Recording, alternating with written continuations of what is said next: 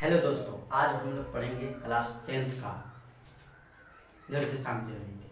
कल जो है 10th का मैथ का परीक्षा है, इसलिए सोचे कि कुछ हेल्प कर दें।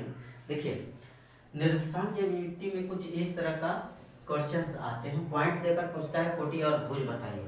तो कोटि क्या है और भुज क्या है? तो देखिए, हम लोगों के भोजपुरी भाषा में जब हम लोग जाते हैं चावल को भुजवाने के लिए तो कहा जाता है जल्दी से भुजिए, पहले भूजिए फिर इसको कुटना है।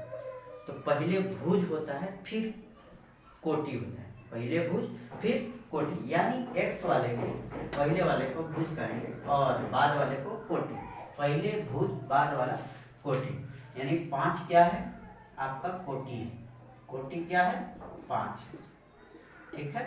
कोटि क्या है 5 है दोस्तों। अगर इस तरह दे कि मूल बिंदु से किसी बिंदु की दूरी, मूल बिंदु से इतना की दूरी कितना होगा। मूल बिंदु से अगर पूछे कि कोई बिंदु देकर की दूरी बताइए तो कुछ नहीं करना है, जो भी बिंदु दिया है उसका स्क्वायरिंग कीजिए और जोड़कर रूट लगा दीजिए। इसका स्क्वायरिंग कीजिए और जोड़कर रूट लगा दीजिए।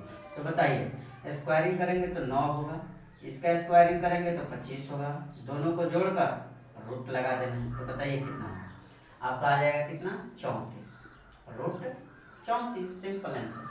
अगर आपको 2 पॉइंट देकर कहे कि इनके मध्य बिंदु का निर्देशांक बताइए, तो मध्य बिंदु का निर्देशांक कैसे निकालिएगा? देखिए, x वाले को x वाले के साथ जोड़ दीजिए, x वाले को x वाले के साथ जोड़ दीजिए और 2 से भाग दे दीजिए। फिर y वाले को y वाले के साथ जोड़ दीजिए और 2 से भाग दे दीजिए। देखिए, तो -10 और 6 कितना होगा आपका? -4 आएगा। -4 में 2 से भाग दीजिएगा तो आपका -2 आ जाएगा। उसी तरह y वाले को जोड़कर 2 से भाग दे दीजिए तो 6 और -10 कितना होगा? -4 होगा। -4 में 2 से डिवाइड कीजिएगा तो -2 आएगा। कुछ नहीं करना है, x वाले को x वाले के साथ जोड़ दीजिए, 2 से भाग दे दीजिए, x का मान निकल जाएगा। y वाले को y वाले के साथ जोड़ दीजिए, 2 से भाग दे दीजिए, आपका y का मान निकल जाएगा। तो वही काम किए हैं।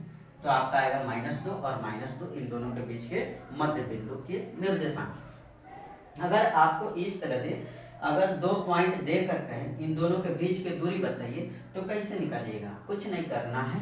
देखिए, इसमें आपको x वाले के साथ x वाले को घटा लेना है। जो भी सुविधा लगे, कोई इसी में से किसी में से भी घटा सकते हैं। देखिए, जैसे 4 में से 2 को घटाइए तो आपका 2 आएगा। 4 में से 2 को घटाइए 2 आएगा। क्या आएगा? 2।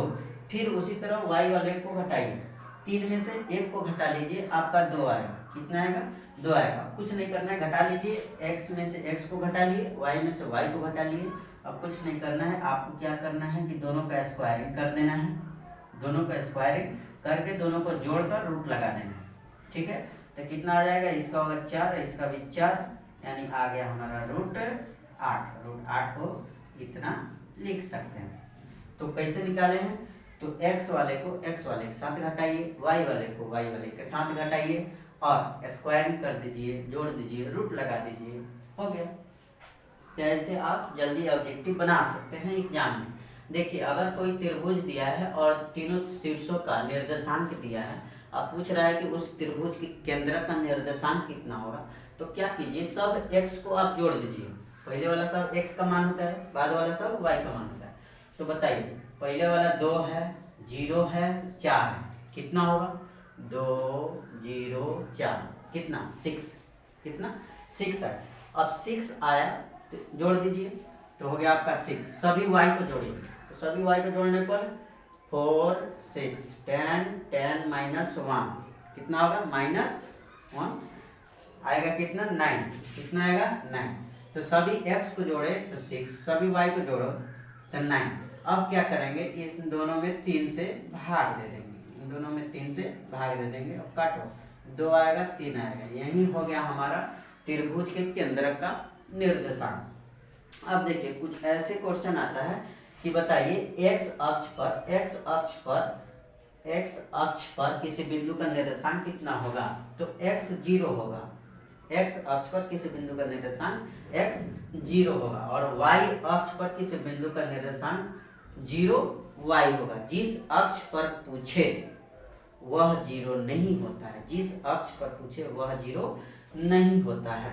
अगर दे दे आपको कि x अक्ष पर भुज कितना होगा या भुज कितना होगा, तो बताइए x अक्ष पर भुज कितना है आपका x से है और कोटि कितना है 0 है। तो ऐसे पूछता है कि x अक्ष पर कोटि बताइए तो 0, या x अक्ष पर y निर्देशांक बताइए तो 0। इस तरह भी पूछ सकता है कि y अक्ष पर किसी बिंदु का निर्देशांक कितना होगा, तो y अक्ष पर 0y होगा। और इस तरह भी पूछेगा कि y अक्ष पर भुज का निर्देशांक कितना होगा या y निर्देशांक कितना होगा, तो y कितना है, y निर्देशांक तो y ही है। अगर x निर्देशांक पूछेगा तब आपका 0 होगा। अगर इस तरह भी पूछ देगा कि y अक्ष पर भुज कितना होगा तो 0 होगा। y अक्ष पर भुज 0, x अक्ष पर कोटि 0, ठीक है। और इस तरह भी देता है, 2 पॉइंट दे दे और इसमें पूछे जैसे यहाँ पर -2 है 3 है, इन दोनों में पूछे कि x निर्देशांक, तो पहले वाला x का मान होता है, दूसरा वाला y का मान होता है, कोई दिक्कत नहीं है। इन दोनों में कोटि और भुज पूछे तो पहला वाला भुज है, दूसरा वाला कोटि है। जाते हो भुजा भुजवाने के लिए तो पहले भुजिए फिर कुटिए, पहले भुजिए फिर कुटिए, तो x वाला भुज फिर कोटि होता है, ठीक है। अगर दे दे कि x अक्ष से दूर बिंदु को क्या कहेंगे, y निर्देशांक कहेंगे। x अक्ष से दूर बिंदु क्या कहेंगे, x अक्ष से दूर बिंदु को क्या कहेंगे, y निर्देशांक कहेंगे या कोटि कहेंगे। इसी का उल्टा कि y अक्ष से दूर बिंदु को क्या कहेंगे, तो y अक्ष से दूर बिंदु को क्या कहेंगे, y अक्ष से दूर बिंदु को क्या कहेंगे। तो आपका x का जो मान होगा यानी x निर्देशांक या x नियामक, और x नियामक को ही भुज कहा जाता है। तो y अक्ष से दूर बिंदु को y निर्देशांक, और x अक्ष से दूर बिंदु को y निर्देशांक, और y अक्ष से दूर बिंदु को x निर्देशांक कहा जाएगा दोस्तों।